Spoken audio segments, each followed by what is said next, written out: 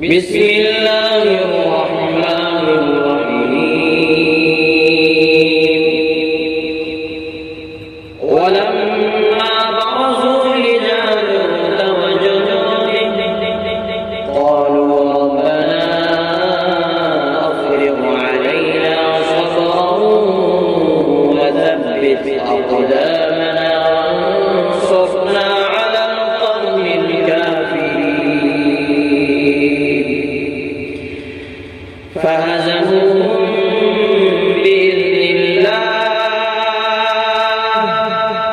وقتل داود جالوت وآتاه الله الملك والحكمة وعلمه مما يشاء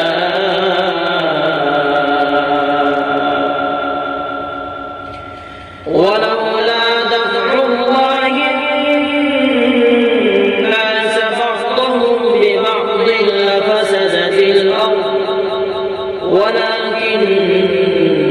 الله ذو فضل على العالمين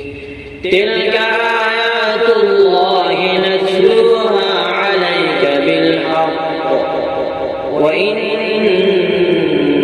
لمن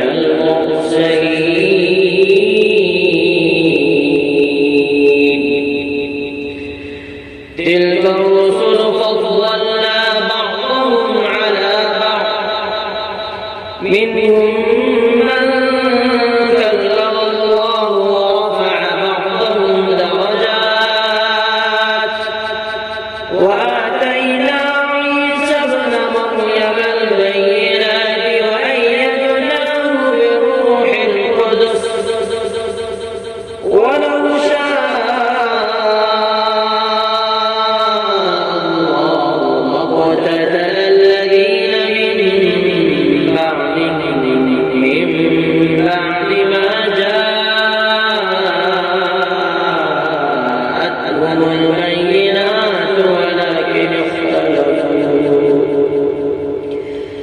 ولكن اختلفوا فمنهم من آمن ومنهم من كفر ولو شاء الله لاقتتلوا ولكن الله يفعل ما يريد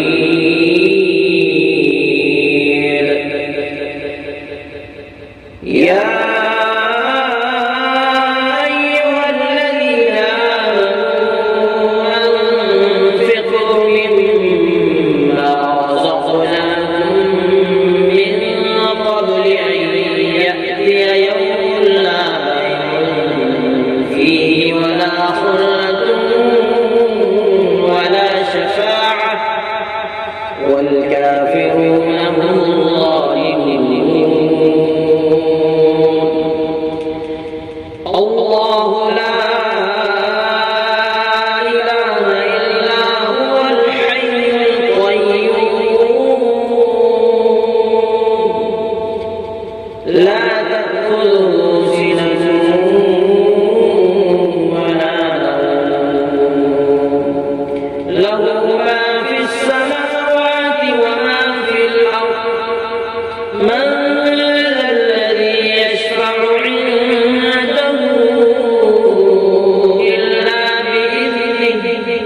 يعلم ما بين أيديهم وما خلفهم ولا يحيطون بشيء من علمه إلا بما شاء